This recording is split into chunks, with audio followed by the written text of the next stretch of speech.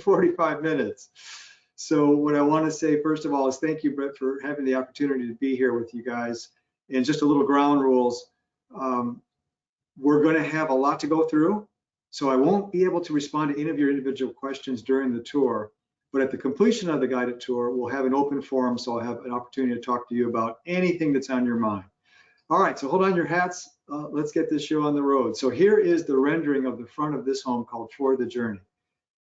This is well, before I do this, I want to share a screen with you and show you what this house looks like to kind of give you an overall view of it. This is an aerial view of the home, and we're going to fly around this house. At least we hope we are. There we are. So aren't drones great, right? They give you the bird's eye view of these homes. This home is located on a 15-acre parcel to the west of Ann Arbor.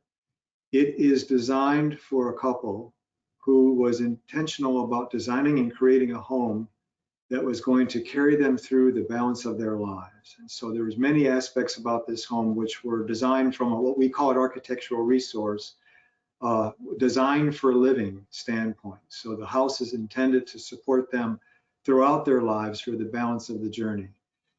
We're going to take a jump from here right back into the PowerPoint presentation. So let me go ahead and jump back into that. And let's talk about this. So this home is seeking LEED for Homes Platinum certification. It's also designed to meet the DOE Zero Energy Ready home. And as we've discussed before, that means in this case, a home that is site zero, which means that over the course of the year, this home will generate as much power as it uses. We're also seeking Green Home Institute's Zero Energy Capable certification and EPA Indoor Air Plus qualified home. Now, what is that about? Well, we're going to talk more about that. But as we discussed in the presentation before this, it's more than just energy. And what we're becoming very, very, very much aware of right now is the indoor air quality in our homes. And we're going to talk about and share with you how we were able to address that. We also have the DOE Energy Star certification that we're looking for. All right, so let's take a look at some of the parameters of this home. We're going to visit the first floor plan. This home is designed so that the homeowners can live in this on one floor for the journey. And our basic organization has a centralized living space. It has a master suite off to the left, which is the west, a fitness area below it, a sewing studio and activity area to the right, and then mechanicals and entry space and a garage to the front. And I'm going to see, when we did our rehearsal last night, I was actually able to mark on this, but it doesn't look like that's going to happen. So we'll just make this work without. The second floor of this home has an open space where we have a cathedral vaulted open area. We have 2 guest rooms, a home office, a bath space, roof deck, and then an attic storage space. As I mentioned, this is a 15-acre parcel. We're looking at roughly 4,500 gross square feet of finished condition home, and then 1,500 gross square feet of finished semi-conditioned garage and workshop space. We mentioned earlier how we like to model. Well, we are absolutely modeling in this home. For those of you who are not familiar, we're using the Residential Services Network HERS Home Energy Rating Score system. And a typical home has a HERS score of 100. This home, as modeled without the PV, has a HERS score of 30. And if we add the PV, which we're going to share with you, we're actually looking at a HERS score of -5, which means this home now moves into a net positive territory. We're looking at also a metric called EUI. For those who are not aware, that's something called an energy use intensity. And what we look at is the amount of power or energy required per square foot per year. So it's a way to kind of flatten the scale and look at it as a consistent measurement across the board. This home, as modeled, has an EUI of 7. And if we add the PV, it's less than 0. It's incredible. So we're going to jump into this house in the first floor plan. And we're going to, again, I'm going to take you on a virtual tour. So let's have a look here, and we're going to move over to this screen.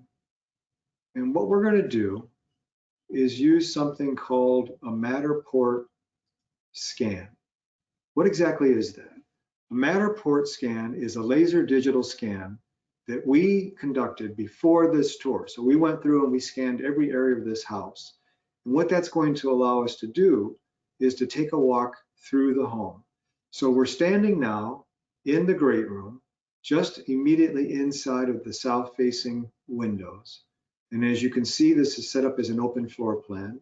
We have the kitchen, we have the sit-to area, we have the main congregating living space, we have a dining area beyond, we have a dry bar area, and then it's actually open to above, to the lofted space above. So we're going to head down the hall and visit the entry space. Now it's funny because we're talking about high performance homes, and everything old is new again, right? So how you come into this home is through a airlock vestibule. Why is this important? Well, if we can temper the segue between the outside and the inside with a controlled zone, we can help to improve the thermal performance of the home. And so this home has a door into the entry area from the outside, which is what we're seeing here on the left. And it also has a door into the home from the garage. So these two doors bring you into a controlled environment that allow you to actually temper that energy exchange between inside and outside. And this is a technique that's been used for many years in many homes. It's nothing all that new, but it makes a big difference in terms of the space. We're now moving into the sewing studio. One of the things about this home, and we talked about this earlier, is yes, we're designing an energy efficient home, a high performance home, in this case, a net positive energy home. But we never want to forget that we're actually housing people, right, who want to live and enjoy and experience the space. So our client was very interested in bringing her sewing studio up from the basement. And so we did so and moved her into a space that now had plenty of light and visibility. This is looking towards the south. And if you notice, there's a sizable overhang there. This is tuning the amount of sunlight that's hitting this concrete floor. We'll talk about that in a second. And we're also providing direct access to the outside. So this idea of creating an environment that's enjoyable as well as energy efficient is something that I hope we never forget on this call. We're going to move back now to the PowerPoint presentation, and I'm going to share with you how we were able to move to a high performance building. The rule of three for energy management is what this whole conference is based on. And that's the foundational piece of conservation, utilization, and generation.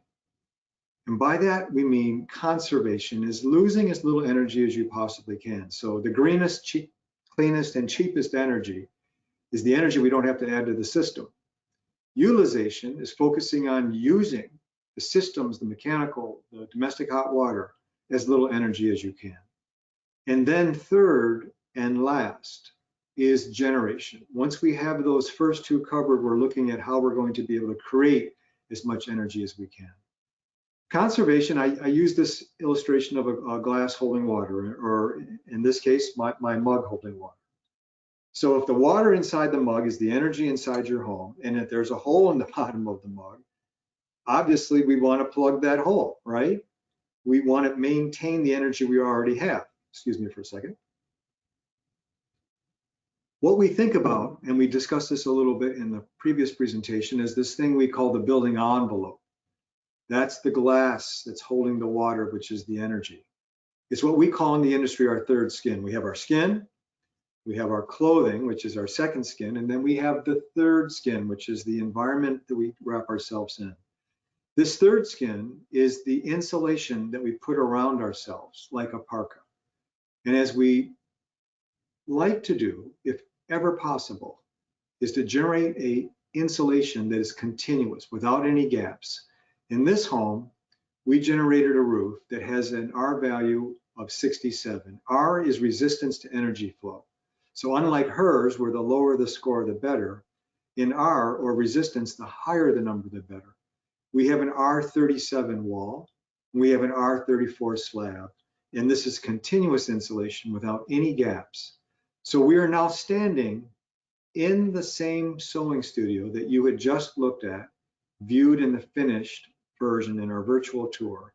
And this is back in the early days of the project when we were under construction. We are using conventional framed walls, in this case 2x6 walls. But what we're doing with the 2x6 wall is we're wrapping the outside with continuous insulation. That continuous insulation helps us to avoid something that we call thermal bridges. This is what happens in most of our walls. We have a literal thermal bridge, and by the definition, it kind of makes sense. It sounds like what it is. It's a bridge of thermal energy across the wall envelope, either outside to in the summer or inside to out in the winter. And what our walls typically look like, looking at them through the eyes of an infrared imaging camera, is something like this. And those vertical purple stripes, that's not corduroy. That is actually the stud framing conducting cold, or actually conducting heat out, resulting in a cold stud between the inside and the outside. We also look at the other continuous barrier, which is the air barrier, which is it's the second most important barrier in our 4-barrier assembly of our walls. Bulk water, air, moisture, and then thermal. This air movement is incredible in terms of the impact that can have on our energy performance of our homes.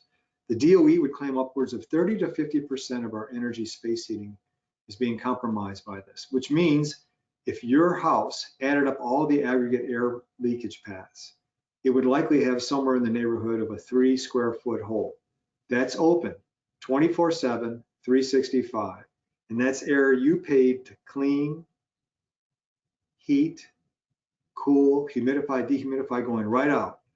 And when that air goes out, the air that comes in, you've got to clean, heat, cool, dehumidify, all over again. So how did we do in this home? So with the systems that we installed in this home and the design that we created and the way that we built this home, a typical home has what's called an ACH, or air change per hour, of somewhere in the range of 13. That means all the air in the house through natural ventilation is leaving the house 13 times in an hour. This home has an ACH measured and verified of 1, which is approaching the passive house certification level of 0.6. That's incredible. Now we're going to head back into the house. We're going to go back into the other screen. We're going to take a walk around and head into the master suite. So as we move down the space and move through the assembly, one of the things you'll notice, and we had talked about this earlier in the first presentation, is we're trying to be diligent about where we're putting windows and thinking about those in terms of all of the opportunities for energy harvesting. So we're now in the master bedroom. This is located over at the southwest end of the home. As we spin around, we're going to walk back into the transition zone between the master bedroom and the main house. And off here to the side, we have the master bath, 2 sinks, a bidet toilet, a wet area, and that control of moisture and humidity is something that's key. Source control is one of the most important elements in terms of creating a high performance home. We move into the master suite, closet for the master suite, and then we're going to move from here back into the master bedroom and head into one of the more exciting areas of the home, where we had a significant challenge in terms of building performance and thermal and hydric performance of the walls. This is the fitness area. Yes, boys and girls, we're looking at what's called a recirculating swimming pool. This is what's known as an endless pool. You get in and the water moves past you. It's somewhat like a liquid treadmill. Now, we had talked earlier about how critically important moisture control is in a building. Can you imagine the moisture load from a space that not only has a big open vessel of water, but one that's being constantly churned around? And in fact, our clients have shared with us that I think possibly the grandchildren are enjoying this more than they are. And our clients have told us they had to lay down one rule. The grandkids could get in They could have as much fun as they want. They could do whatever they wanted to do. But the one rule is the water couldn't hit the ceiling. And that's absolutely true. We're going to, before we head to the ceiling conversation, we're going to say a little bit more about the floor. Now, this home has been designed as a slab-on-grade construction. What do we mean by that? Well, you get a good view of this in the master bedroom. Slab-on-grade means that we do not have a foundation that's a basement or a crawl space. So the slab that you're seeing here in the bedroom is the same exact slab that was put here when we put the house in. We are using a system called warm form. I'm going to jump over to the main screen and we're going to go back to the PowerPoint presentation. For this house, we had several different key design focuses that were suggesting that we would go to an insulating slab. For one, we had a high groundwater. High groundwater meant that we would have to be constantly dewatering the site during construction, and our homeowners would be constantly battling against the possibility of water entering into the low-grade space. The other issue we had was our homeowners wanted to have a high-performance home, and so we were using passive harvesting as a way to bring sunlight energy into the home. Using a concrete slab as a heat sink can help to temper that energy so we don't have the house overheating in large temperature swings.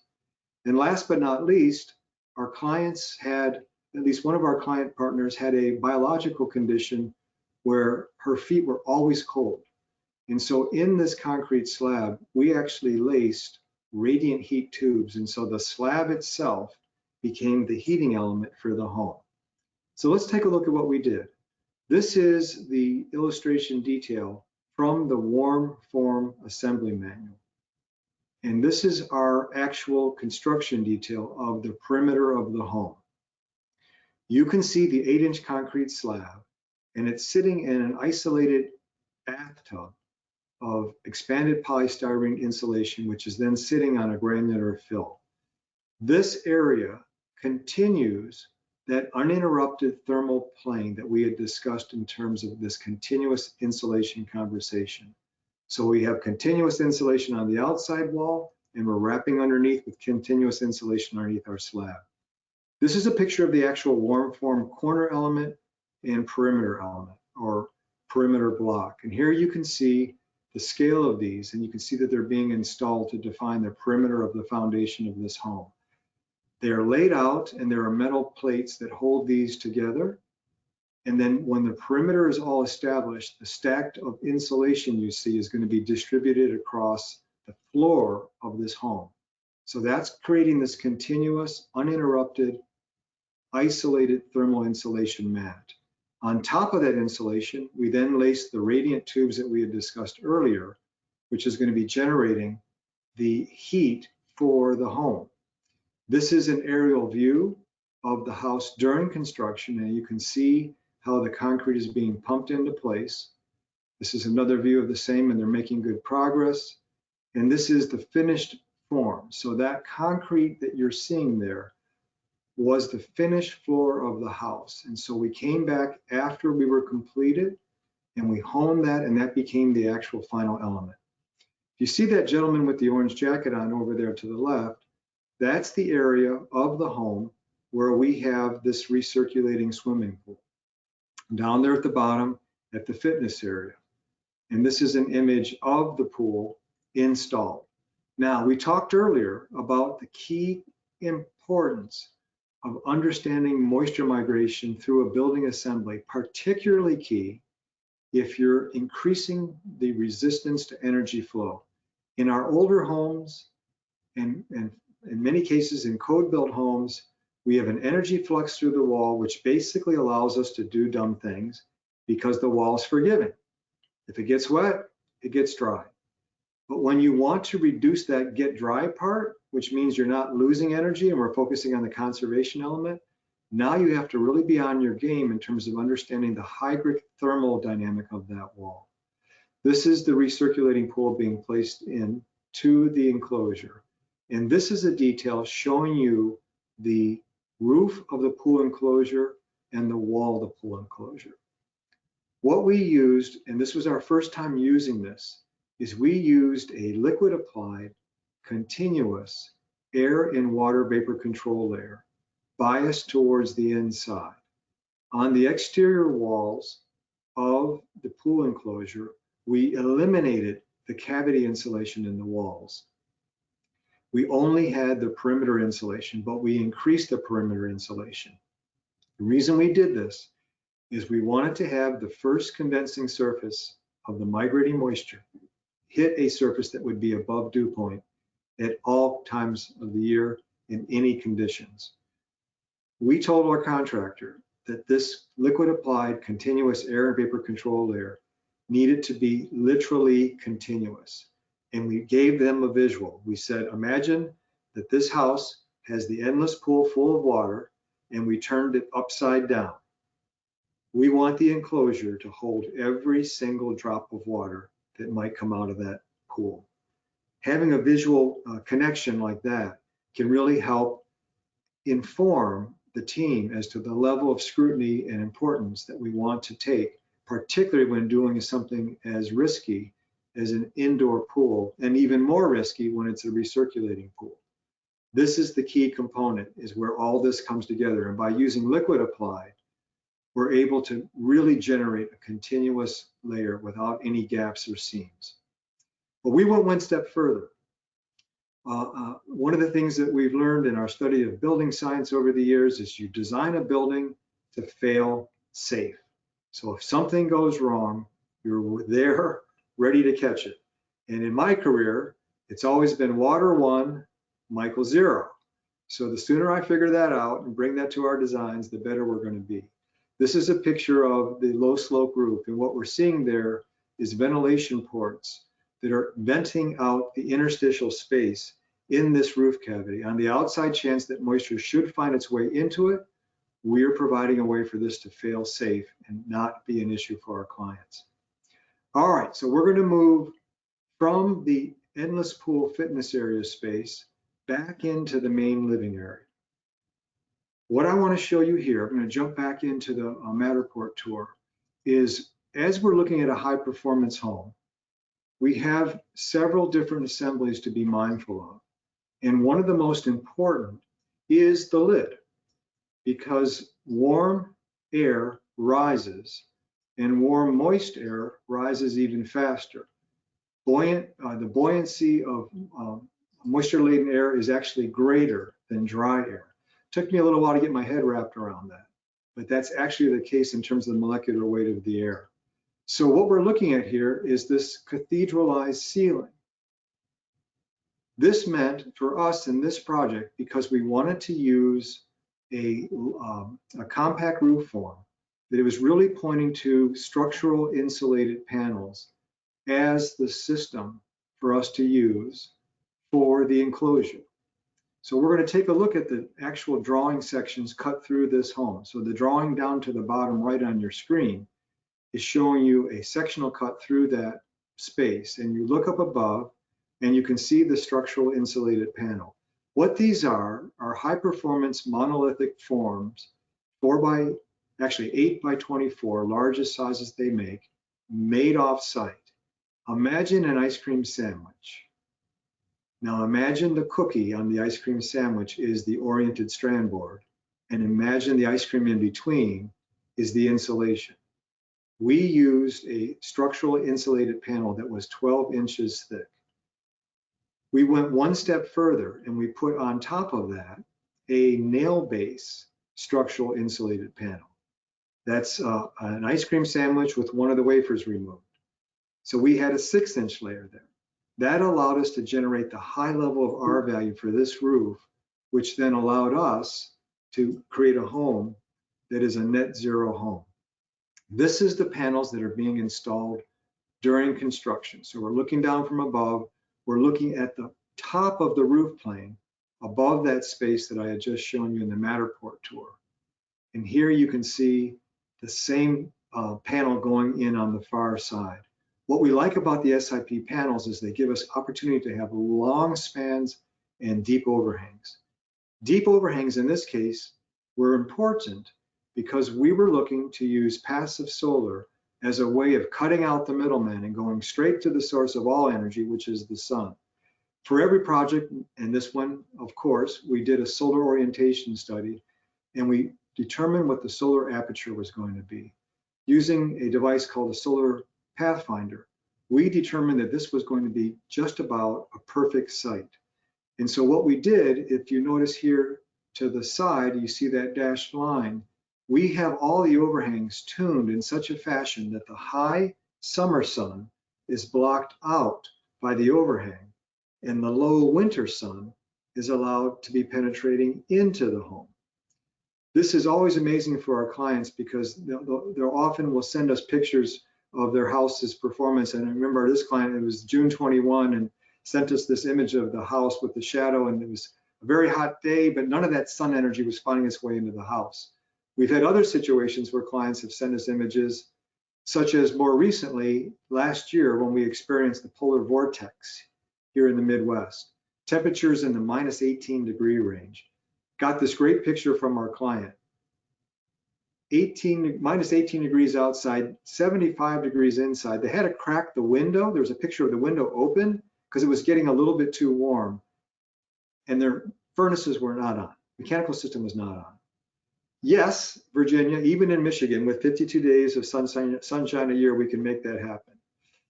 So we're going to move now from this space over to the mechanical space. We're going to go back into the virtual tour and make our way through the building. So once we get this dialed in terms of energy performance, and we're looking at the conservation, got the generation thing happening, we're going to be talking about now our utilization program. So what are the systems that we use for this home? I'm taking you at kind of rapid pace into the mechanical room. This is, for me, one of the more exciting spots of the home, and we're going to take a look at this in the PowerPoint presentation so I can show you more specifics about the equipment. So this home is using something called a geothermal heating and cooling system. For those of you who aren't aware, what that means is we're able to use the steady state temperature of the earth as a place of heat extraction and heat repository. In this case, in this home, as you saw before, we're using in-floor radiant heat. So behind the geothermal system, compressor unit, you can see the pumps there. Those are bringing the hot water up to these systems and distributing them through the manifolds. What's nice about a radiant system is we can zone any different space of the house. So you can have temperatures of any particular zone that you want throughout the house. We also have a zone that heads out to the garage and the workshop area. So we can completely dial in the temperatures of these different zones. In this case, we also have a forced air system so that we can do forced air cooling. So that same geothermal program is providing the forced air heating and the forced air cooling. For our domestic hot water, we're using something called an air source heat pump. This is a heat pump very similar to the geothermal, which is using ground source heat. The air source heat pump uses available heat, latent energy in the indoor environment, and uses that to create the water, the hot water for the domestic use. We're using also a advanced structured plumbing system as a way to distribute the water through the home. So what that means is we have from the water heater a hot water delivery line that goes out to the furthest fixture and then comes back from the furthest fixture to a pump which deposits into the water holding tank. So when our clients get up, a timer has gone off, it has started to send the water out through the recirc system so that by the time they get to the sink and turn that on, we send no more than a half cup of water down the drain before we have 100-degree temperature at the tap. Another aspect of this space, which is extremely exciting and very, very important, is what my builder colleagues call the lungs of the home. This is the energy recovery ventilator, that beige box with the silver tubes. If we tighten this house down to 1 ACH per hour and then put you in there and close the door, you would expire after a couple of days. So what we say in the industry is build it tight and ventilate right. The ERV has two exterior ports, one that exhausts stale indoor air and one that brings in fresh outdoor air. Those two air streams will pass each other through something called an enthalpy core, and in that enthalpy core, they will exchange upwards of 85% of the heat and humidity from the, let's say it's the winter time, and we've got 70-degree interior air, 50% relative humidity, and 0-degree outside air, 20%. We'll be able to exchange the air between inside and outside and deposit heat energy and humidity onto that incoming air. So it's kind of like having that 3 by 3 foot square opening in our buildings, but without the energy penalty. Do we know if it works? Well, we do know it works. In this case, we gave our clients as a housewarming gift an air monitoring device. And what we look at is the parts per million of CO2.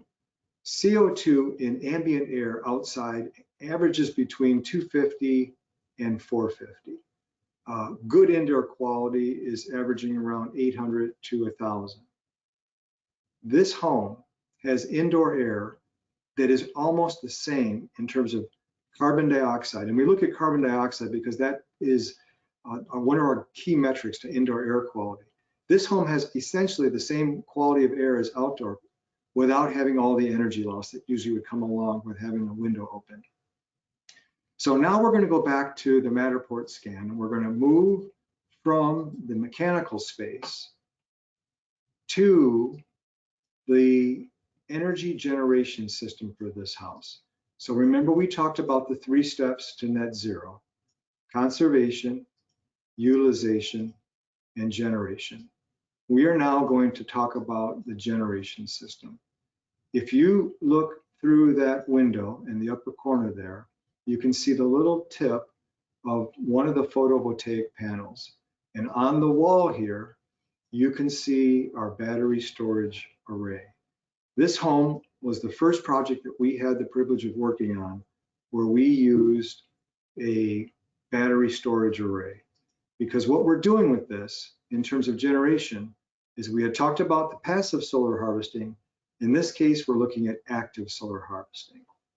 And by active solar, what we did is we set 3 5.2 kW capacity panels on ground mount racks to the side of the home.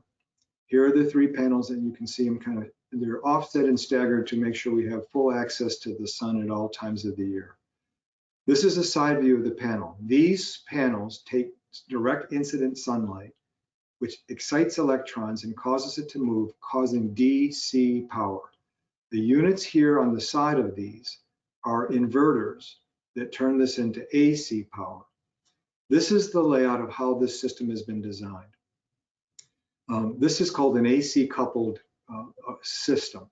So we have solar panels that are generating photovoltaic power, and it's being inverted into AC power. That AC power is brought to the home, to the main panel. That AC power is either distributed to the home, or if we're making more power than we're using, it is sent to an inverter that turns it back into DC power, and it's stored in those arrays of batteries. In this home, this is the interior view, and you can see there the inverters. For this home, these are the systems that we have. We have basically 2 systems: a solar system for the home side of the meter and a solar system for the geothermal side of the meter. The system for the home was a 5.6 kW solar PV, and we have roughly a 30 kW storage system. The system for the geothermal system was a 5 kW solar PV and a 30K storage system. Here's what we're looking at. We're anticipating that this home, including the charging of its 2 electric vehicles, will be looking at a total kWh demand across the year of roughly 14,000. We are predicting that we're going to be producing upwards of 19,000 kWh, which is making this home into something that we would call a net positive home. Now we're just in the early stages of our homeowners taking occupancy, so we haven't had a chance to fully test this yet or go through the 1-year use. But stay tuned because we're going to be reporting back on this as we go.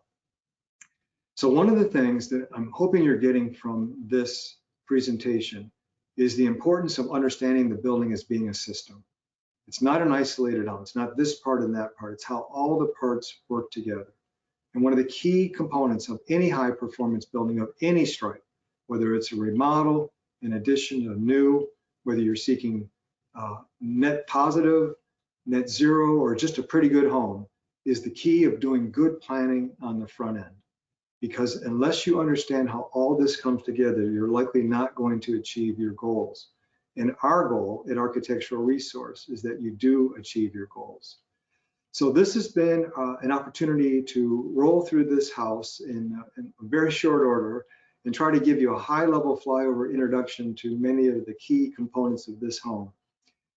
And at this point, I'm going to open this up for questions, and I want to remind you that if you'd like, if you text "for the journey" in the subject line to info, I-N-F-O, at architecturalresource.com, I'd be happy to email you a special brochure we prepared for this project. And it has information, images, and some of the diagrams that we've been looking at, so I'd be happy to share that with you. So at this point, I'd like to open it up for questions. Thanks, Michael. Yeah, let's see. We've got a little bit. Sharing my screen, Brett. Oh, yeah. There you go. Okay, great. Yeah. So yeah, let's drop some questions in there. I saw a couple comments throughout the session, but yeah, here comes one here. Oh, I think someone was just asking for some more information from your last slide. I think it just had your contact information on it. Yeah, I can go back to that. Oh, okay.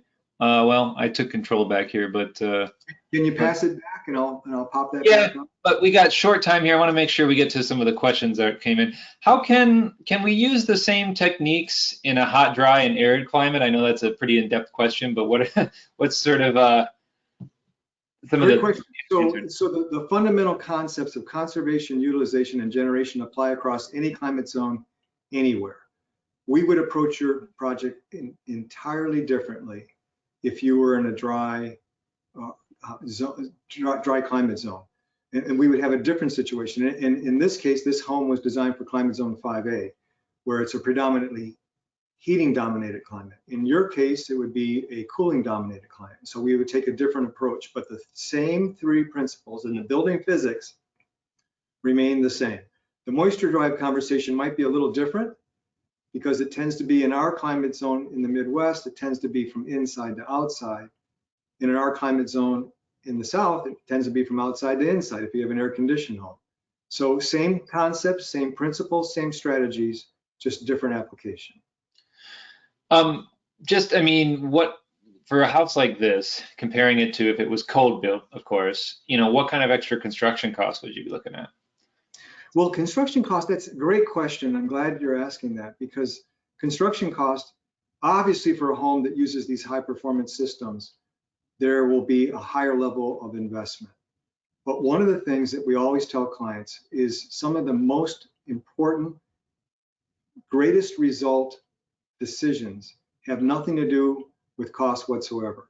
They have to do with orientation and building design. In a home where we have a chance to work with folks on the front end of the project and help them pick out the site, help them understand the building envelope. Every corner counts. How we are orienting the building, the windows and locations of the building. All of this can do a ton to make a huge difference in terms of how the building performs.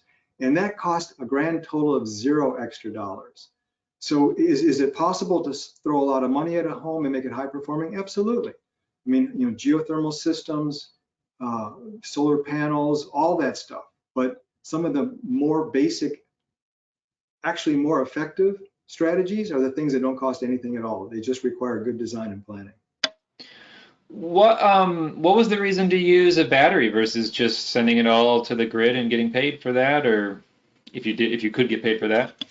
Well, yeah, that's the question. If you could get paid for that, right? And we're in a conversation at the moment with grid parity, and what our clients wanted to do is part of their aspirations was to really be a net carbon home. And so their idea, because there's a deeper conversation about the energy that we're getting from the power plant and what we're sending back to the power plant.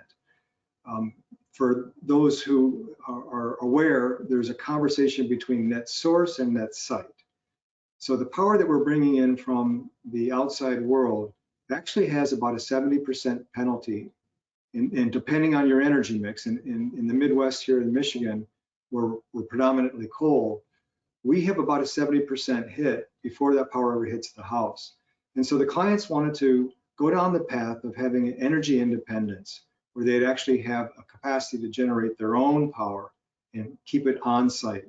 And also, I don't know if you noticed there with their electric vehicle, but the new conversation is moving towards having your house work as a system, where your energy for your house, your vehicles, it's all working together as a system. So stay tuned as more development comes along that line. Looking at that pool you brought up, did you factor that into the modeling of how much energy that would use? Yes, we did. Yes, we did. And that's why you saw such a large array. For a home of this size, and the way it was built, it wouldn't typically have used an array quite that extensive, but we are looking at the power consumed by that as well. At one point you said every corner counts. What does that mean? All right, great. So we talked a little bit about the importance of thermal bridges. So this idea of every corner counts, the most efficient building form that we can create is a sphere, which has the lowest surface to volume ratio. From there, we move to a cube. And from there, if we take into account solar orientation and solar aperture and solar capacity for passive, we move to basically a shoebox. Every time we create a corner, we have an interruption in the continuity of a continuous uninterrupted wall. And every time we have a corner, particularly if we're looking at passive house level performance, that cost us because of the thermal bridge, just by the very inherent nature of the corner. So whenever possible, we like to try to eliminate and simplify the form. That goes a long way also in terms of reducing your construction costs. So you kind of went on two fronts.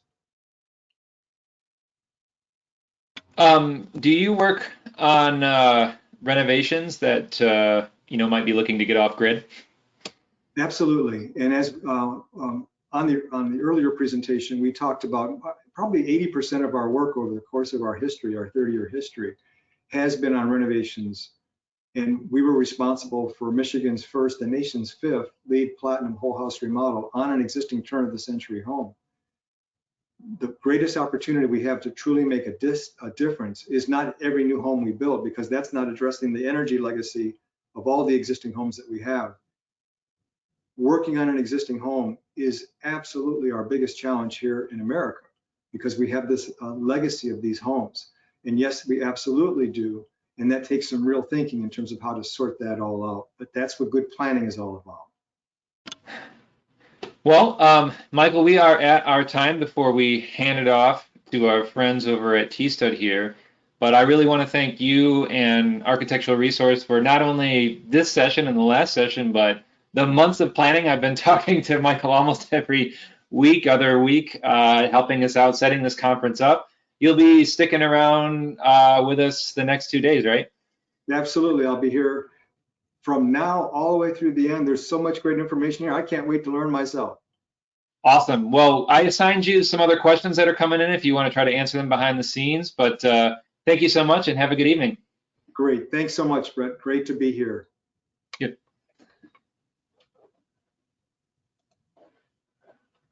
All right, Brian, if you're here with us, I will kick you control.